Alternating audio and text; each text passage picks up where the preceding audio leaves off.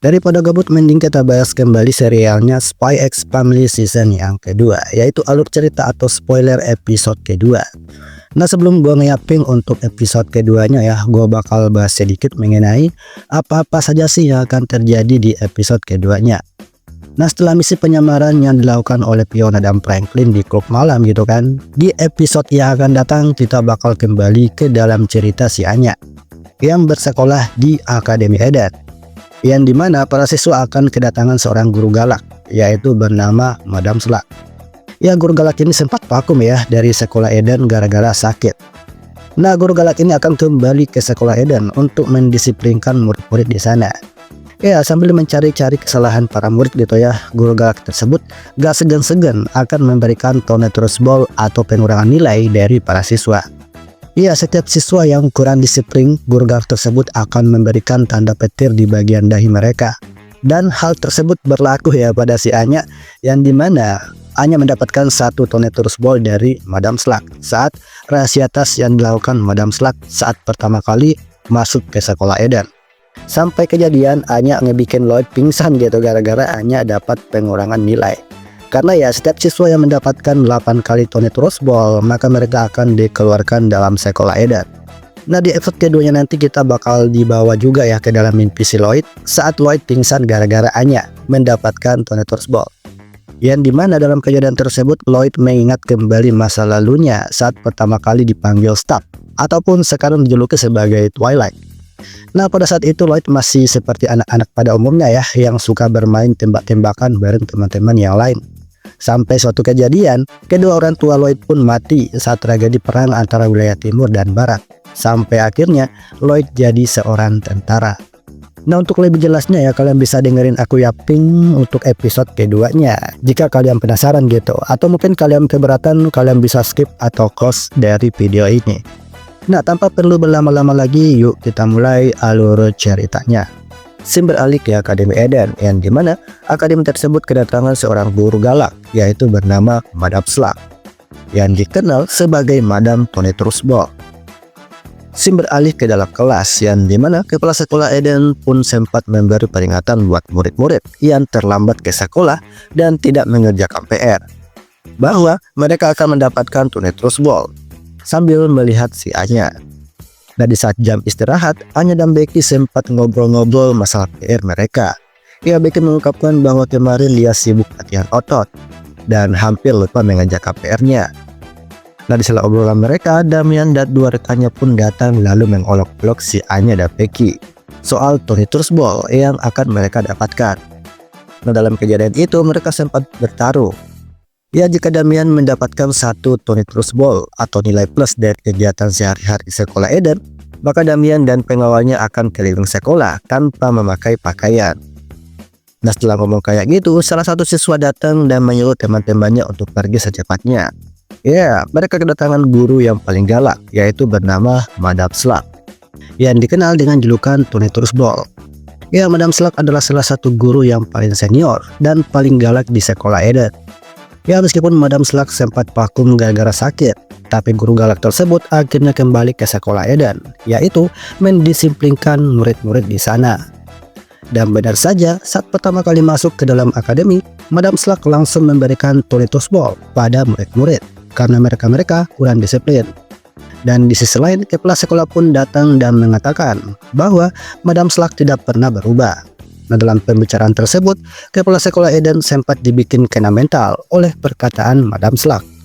Ya, Madam Slug mengatakan bahwa semakin hari Pak Henderson semakin lembut pada murid-murid. Ya, Madam Slug mendengar bahwa sekarang Henderson menjabat sebagai kepala sekolah Eden. Nah, setelah pembicaraan mereka selesai, Madam Slug pun mulai masuk ke ruang akademi. Dan di sisi lain, para murid pun merasa ketakutan saat kedatangan guru galak tersebut. Ya, salah satu siswa mengungkapkan bahwa sebelum vakum dalam dunia pendidikan di sekolah Eden, dia adalah seorang guru yang paling ditakuti para siswa. Ya, Madam Slug nggak akan segan-segan menghukum para siswa jika dia melihat siswanya kurang disiplin. Dan bahkan, sekecil apapun kesalahan yang dilakukan murid-muridnya, maka Madam Slug akan memberikan Tornadus Ball, yaitu pengurangan nilai plus yang dimiliki para siswa. Dan konon katanya, ada 100 murid yang telah dikeluarkan oleh Madam Slug selama jadi guru di sekolah Eden. Nah, setelah pembicaraan mereka, guru galak tersebut tiba-tiba muncul di depan murid-murid. Ya, para murid pada kocar-kacir melihat guru galak tersebut. Dan di sisi lain, Beckett pun mengatakan bahwa mereka harus secepatnya pergi ke tempat yang aman. Nah, dalam ruangan tersebut, Madam Slug menyuruh para murid untuk berbaris. Iya, guru galak tersebut akan memeriksa satu persatu tas mereka. Dan benar saja, guru galak tersebut menemukan barang-barang yang seharusnya nggak dibawa oleh para siswa. Ya, selain barang-barang, sebagian siswa juga dapat Tonitor's Ball gara-gara nggak membawa sapu tangan. Galak bener nih emak-emak. Dan di sisi lain, Anya pun sempat membaca pikiran guru galak tersebut bahwa guru galak tersebut ingin mencari-cari kesalahan para siswa dengan memberi mereka Tonitor's Ball. Karena guru galak tersebut sudah lama tidak menghukum mereka. Dan di sisi lain, dua pengawal Damian pun sempat panik gara-gara temannya yang lain sudah mendapatkan hukuman. Nah, sambil menyuruh kedua ajudannya itu tenang, Damian pun mengatakan bahwa mereka nggak usah panik karena mereka sekarang nggak membawa apa-apa. Nah, sambil memeriksa tas para murid, guru galak pun sempat bercerita mengenai salah satu murid yang paling disiplin di sekolah Eden. Ya, gara-gara nggak membawa sapu tangan, siswa tersebut terkena Tonitor's Ball. Dan lama-lama, murid tersebut selalu berbuat masalah dan akhirnya dikeluarkan. Nah, setelah mendengar cerita dari guru galak tersebut, murid-murid pun sempat panik karena sebagian dari mereka tidak membawa sapu tangan. Salah satunya adalah Damian. Ya, Damian terlihat panik setelah mengingat dirinya tidak membawa sapu tangan. Ya, Damian sudah berangan-angan bahwa dirinya akan berkeliling sekolah tanpa pakaian. Dan menurutnya, dirinya bakal kehilangan muka pada teman-temannya kalau dirinya mendapat Tonitor's Ball, meskipun cuma satu. Dan di sisi lain, Anya sempat membaca pikiran Damian bahwa sekarang Damian tengah menghadapi sebuah masalah. Nah, dalam tempat tersebut, Anya pun memberikan sapu tangannya pada Damian karena Anya berpikir bahwa sekarang dirinya membawa dua sapu tangan. Padahal Anya cuma membawa satu doang. Dan benar saja, singkat cerita, Anya pun mendapat Tonitor's Ball juga dari guru galak tersebut karena si Anya nggak membawa sapu tangan. Nah, karena kejadian itu, Damian merasa bersalah dan ingin memberitahu pada guru galak tersebut bahwa sapu tangan yang dia perlihatkan adalah sapu tangan milik si Anya. Dan akan tetapi, Anya pun menghentikan Damian, seolah Anya tidak ingin menambah masalah tersebut jadi runyam. Nah, gara-gara hal tersebut, Damian pun berhutang budi pada si Anya. Ya, rencana Anya sukses membuat mereka bisa akur. Sim beralih ke rumah Anya, yang dimana Lloyd pun merasa senang melihat Anya dan Damian bisa akur. Tapi setelah Anya mengatakan bahwa dirinya mendapat Tonitor's Ball dari guru galak, Lloyd pun langsung tepar gitu. Scene beralih ke masa lalu Lloyd, yang dimana Lloyd bercita-cita ingin menjadi seorang tentara. Karena pada saat itu, wilayah timur dan barat sempat bersitegang. Ya, kedua wilayah hampir berperang gitu. Nah, pada saat itu, Lloyd masih anak-anak, yang dimana Lloyd kecil dan anak-anak seusianya masih bermain tembak-tembakan, kayak tentara aja. Meskipun Lloyd masih anak-anak, dia sendiri sudah mahir menggunakan senjata. Ya, teman-teman seusianya menamai Lloyd sebagai staff, yang sekarang dikenal dengan julukan Twilight. Nah, sampai kejadian, Lloyd meminta persetujuan pada bokapnya bahwa Lloyd ingin menjadi tentara agar supaya Lloyd bisa ikut andil dalam peperangan di wilayah timur. Tapi bokapnya pun nggak mengizinkan Lloyd dan mengatakan bahwa apakah Lloyd pernah melihat orang-orang timur sering berbuat jahat. Ya, meskipun begitu, perang tidak boleh terjadi. Nah, keesokan harinya, Lloyd dan kawan-kawan sempat membantu warga di sana. Ya, karena sesaat lagi, festival akan segera diadakan. Nah, dalam kejadian tersebut, Lloyd menanyakan pada warga, apakah perang akan segera terjadi? Dan menurut salah satu warga, di sana konflik tidak akan terjadi. Karena kemarin-kemarin, kedua belah pihak sudah melakukan perjanjian, yaitu gencatan senjata. Nah, sambil melihat palu yang dipegang oleh Lloyd, teman Lloyd pun mengatakan jika Lloyd ingin menjadi seorang tentara, minimal Lloyd harus punya perlengkapan senjata dulu. Ya, bagaimana mungkin Lloyd bisa berperang hanya mengandalkan sebuah palu? Nah, setelah ngomong kayak gitu, Lloyd pun pergi ke rumahnya lalu meminta duit pada bokapnya. Yang dimana pada saat itu bokap Lloyd ingin pergi ke perbatasan untuk mengurus ketegangan yang terjadi di sana. Nah, saat bokap Lloyd ingin pergi dari tempat tersebut, Lloyd pun datang dan meminta duit pada bokapnya, yaitu Lloyd ingin membeli sebuah senjata mainan. Ya, pada saat itu Lloyd berpura-pura ingin membeli sebuah buku, padahal Lloyd ingin membeli senjata mainan karena pistol mainan si Lloyd sudah rusak. Nah, setelah dapat duit dari bokapnya, Lloyd pun akhirnya membeli senjata mainan baru. Dan kemudian, Lloyd pun bermain bersama teman-temannya. Nah, setelah kejadian itu, Lloyd pun pergi ke sebuah toko kue, yang dimana Lloyd ingin berjualan kue untuk mengembalikan uang bokapnya. Karena Lloyd sudah membohongi bokapnya gitu. Nah, setelah sampai di toko tersebut, Lloyd pun sempat curhat pada bibi pemilik toko bahwa apakah Lloyd tidak cocok jadi seorang tentara. Dan di sisi lain, bibi tersebut menanggapi bahwa dirinya lebih suka melihat Lloyd makan kue. Ya, daripada memegang senjata, lebih baik Lloyd makan kue kroket hasil buatan bibi. Nah, dalam obrolan itu, bibi tersebut mengatakan bahwa dia sendiri punya anggota keluarga di wilayah timur, tepatnya di Ostania. Ya, bibi mengungkapkan bahwa orang-orang timur tidak semenyeramkan seperti yang dipikirkan Lloyd. Nah, setelah bercanda dan ngobrol bareng dengan bibi penjual kroket, Lloyd sempat mengurungkan niatnya untuk jadi seorang tentara. Ya, Lloyd berpikir bahwa orang-orang timur tidak semenyeramkan seperti apa yang dipikirkan Lloyd. Nah, karena kejadian itu, Lloyd pun berniat membantu bibi tersebut menjual kroket. Ya, supaya Lloyd bisa mendapatkan uang untuk mengembalikan uang bokapnya. Tapi, tragedi naas pun terjadi, yang dimana tentara Ostania pun tiba-tiba menyerang kampung halaman Lloyd. Ya, tentara Ostania berhasil melewati perbatasan di wilayah barat. Nah, gara-gara penyerangan tersebut, korban-korban pun berjatuhan. Dan bukan cuma itu aja, bangunan-bangunan ataupun sekolah yang ada di sana pun hancur tak tersisa. Dan di sisi lain, nyokap Lloyd pun mengatakan mereka berdua harus segera mengungsi ke tempat paman Gilbert. Nah, dalam kejadian itu, Lloyd sempat bersikeras untuk tidak meninggalkan wilayah kampung halaman dan sekolahnya. Karena sesaat lagi, festival sekolah akan segera dilaksanakan. Nah, singkat cerita, setelah Lloyd dan ibunya berada di rumah paman Gilbert, Lloyd pun sempat menyalahkan dirinya sendiri dan orang-orang yang membohongi Lloyd bahwa perang tidak akan terjadi. Tapi faktanya, wilayah mereka tengah diserang oleh tentara Ostania. Nah, dalam tragedi itu, bokap Lloyd pun jadi korban. Ya, isak tangis Lloyd dan ibunya pun akhirnya pecah. Nah, selang beberapa hari kemudian, Lloyd pun pergi memancing ikan. Karena selang beberapa hari yang lalu, mereka berdua cuma makan seadanya. Ya, menurut Lloyd, jika dirinya mendapat ikan dari hasil pancingannya tersebut, ibunya pasti bakal senang. Tapi tiba-tiba, serangan mendadak pun terjadi di wilayah tersebut. Ya, pasukan udara Ostania pun sudah tiba di wilayah itu dan membombardir wilayah yang ada di sana. Dan alhasil, ibu Lloyd pun jadi korban dalam tragedi itu. Dan alasan itulah Lloyd akhirnya bergabung dalam peperangan. Ya, setelah Lloyd kehilangan kedua orang tuanya akibat perang, Lloyd pun akhirnya mendaftarkan diri jadi seorang tentara. Ya, pada saat itu Lloyd sudah berusia 18 tahun. Yang dimana hari-hari Lloyd diisi dengan peperangan tanpa henti. Sampai suatu kejadian, dari sanalah Lloyd bertemu dengan informan Frankie. Yang dimana pada saat itu Frankie tersesat selama 2 hari di dalam hutan akibat dikejar-kejar oleh rekan-rekannya sendiri sesama tentara Ostania. Dalam kejadian tersebut, Frankie meminta Lloyd untuk memberi Frankie makanan. Karena selama 2 hari dirinya belum pernah makan sama sekali, sambil menyuruh Lloyd untuk tidak menembaknya. Nah, dalam obrolan mereka, Frankie pun mengungkapkan bahwa perang antara timur dan barat disebabkan kegagalan diplomasi antara kedua wilayah, yang mengakibatkan orang-orang biasa kayak mereka mau nggak mau harus ikut andil dalam peperangan tersebut. Dan menurutnya, seakan-akan mereka dipaksa untuk saling membenci dan saling membunuh.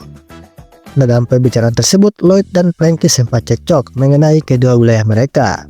Karena akibat peperangan tersebut banyak korban-korban yang sudah berjatuhan, entah di wilayah barat ataupun di wilayah timur.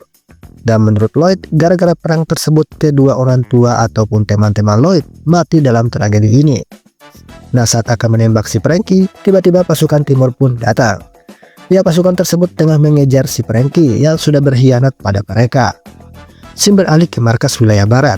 Nah, dalam tempat tersebut, Lloyd tidak sengaja bertemu dengan ketiga kawan-kawannya. Ya, Lloyd berpikir bahwa mereka sudah mati, karena menurut kabar, saat itu pengeboman terjadi di gedung tempat mereka bermain. Ya, Lloyd bersyukur banget bisa bernostalgia bareng dengan teman-temannya lagi. Nah, dalam reuni singkat tersebut, Lloyd pun mengatakan bahwa dia sendiri ingin bermain bersama mereka seperti dulu saat mereka masih kecil. Ya, Lloyd ingin mengajak teman-temannya mabar di sebuah kedai di toko sebelah. Tapi hal tersebut tidak akan pernah terjadi yang dimana teman-teman Lloyd ditugaskan keluar kota, yaitu menjalankan misi penyerangan. Nah, setelah kejadian itu, teman-temannya pun tidak pernah kembali, kecuali ketika tetap mengenal mereka. Ya, mereka gugur dalam misi penyerangan tersebut. Dan setelah itu, Lloyd pun akhirnya bertemu dengan seorang intelijen militer. Ya, intelijen tersebut mengetahui semua identitas Lloyd. Bahkan, dia mengetahui keluarga dan rekan-rekannya yang sudah tewas di medan perang. Nah, dalam pembicaraan mereka, pria tersebut ingin merekrut Lloyd jadi tangan kanan pria tersebut, yaitu jadi mata-mata. Ya, pria tersebut mengungkapkan bahwa selain senapan yang dipegang si Lloyd, saat ini ada senjata yang paling hebat dari senapan, yaitu sebuah informasi. Yang dimana informasi dapat melumpuhkan satu negara tanpa peperangan. Dan oleh karena itu, pria tersebut ingin merekrut Lloyd jadi tangan kanannya, karena saat ini mereka lagi kekurangan orang. Ya, jika Lloyd menolak tawaran tersebut, Lloyd bakal dituntut ke pengadilan militer. Nah, setelah ngomong kayak gitu, Lloyd pun menyetujui hal tersebut. Nah, selang beberapa hari kemudian, Lloyd pun menuju ke stasiun kereta api yang sudah disepakati. Nah, dalam tempat tersebut, pria itu membakar semua barang-barang milik si Lloyd dan mengatakan bahwa Lloyd harus meninggalkan gelar dan jabatannya untuk melindungi negara, yaitu menjadi seorang mata-mata. Dan di sisi lain, Lloyd pun mengungkapkan bahwa dari awal dia sendiri nggak ada niatan untuk menang dalam perang ini, karena Lloyd tidak punya alasan yang pasti. Nah, setelah obrolan mereka selesai, singkat cerita, Lloyd pun sampai di markas intelijen militer. Nah, mulai dari sanalah Lloyd bertemu dengan Sylvia, yaitu orang yang pertama kali melatih Lloyd jadi seorang mata-mata yang hebat. Nah, setelah peristiwa itu, Lloyd pun kembali tersadar dari mimpi masa lalunya. Ya, Lloyd nggak mengira jika dirinya mengingat masa lalunya kembali ke dalam mimpi. Nah, dalam tempat tersebut, Anya pun sempat menenangkan Papa Lloyd dan mengatakan, Papa Lloyd nggak usah takut. Nah, dalam pembicaraan mereka, Lloyd pun mengatakan kenapa dia sendiri berada di sofa. Dan Anya pun membalas bahwa Papa Lloyd pingsan gara-gara Anya mendapatkan tornado ball dari guru galak. Ya, Anya merasa bersalah dalam kejadian itu. Dan di sisi lain, Papa Lloyd pun merasa bahwa yang terpenting sekarang, Anya sudah akur dengan Damian dan mendapatkan teman di sekolah. Nah, setelah obrolan mereka, Anya dan keluarganya pun makan malam bersama. Nah, keesokan harinya, Frankie pun diberi tugas oleh keluarga Porger untuk mengasuh Bond sementara. Nah, dalam kejadian tersebut, Frankie dan Bond bertemu dengan seorang cewek bersama hewan peliharaannya. Ya, cewek tersebut sempat menyapa Frankie dan Bond bahwa peliharaan cewek tersebut menyukai tempat ini. Dan menurutnya, dia sering datang ke tempat ini bersama peliharaannya. Ya, meskipun pertemuan mereka cuma sekelip mata doang, tapi Frankie dan Bond mulai mengincar cewek tersebut bersama hewan peliharaannya. Ya, mereka ingin bertemu lagi dengan cewek tersebut.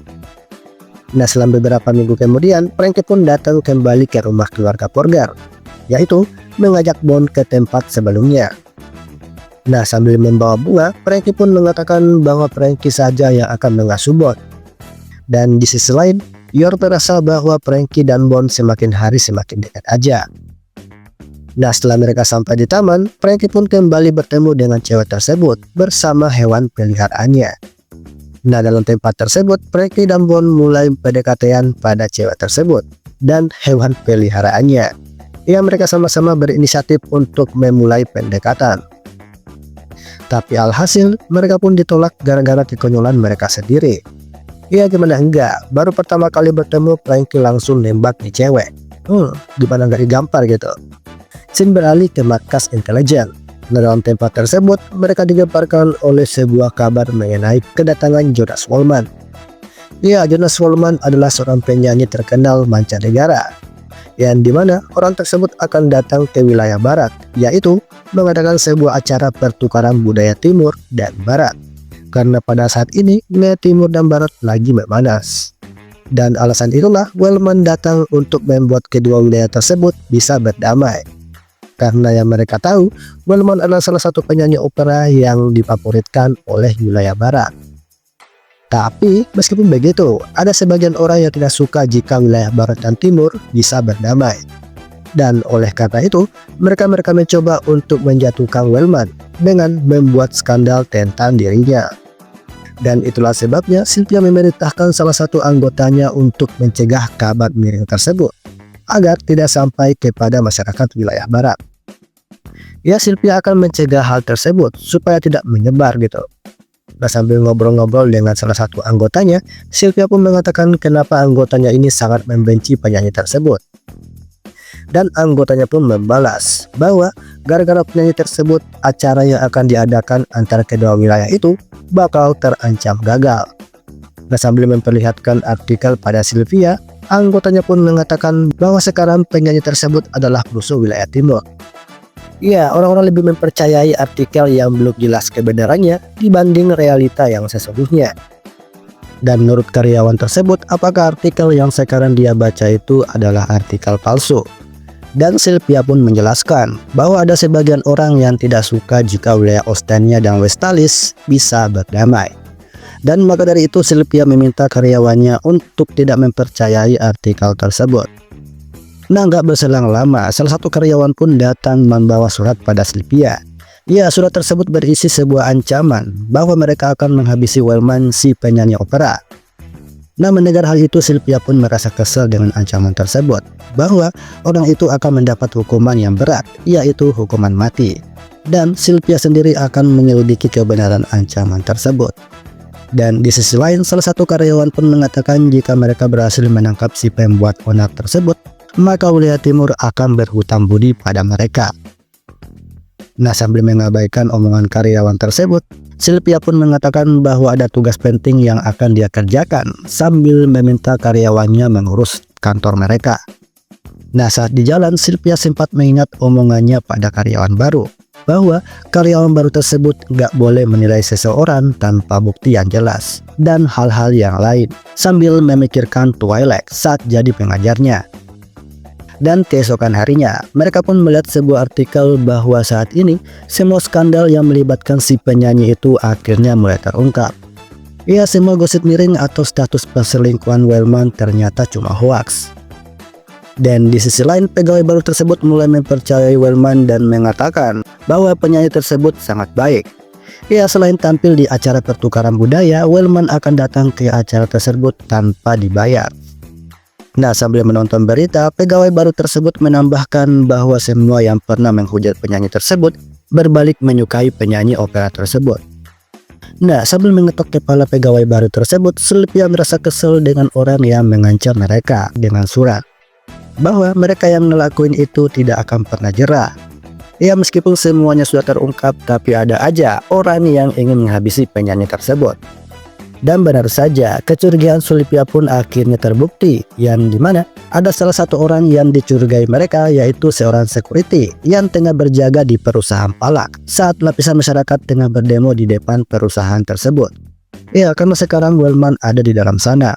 Nah, segini dulu untuk alur cerita atau spoiler episode kedua dari serialnya Spy X Family season yang kedua. Nah, untuk lebih jelasnya kalian bisa nunggu animenya aja di hari dan jam yang sama. So, itu aja. Sampai jumpa. Jah, matanet.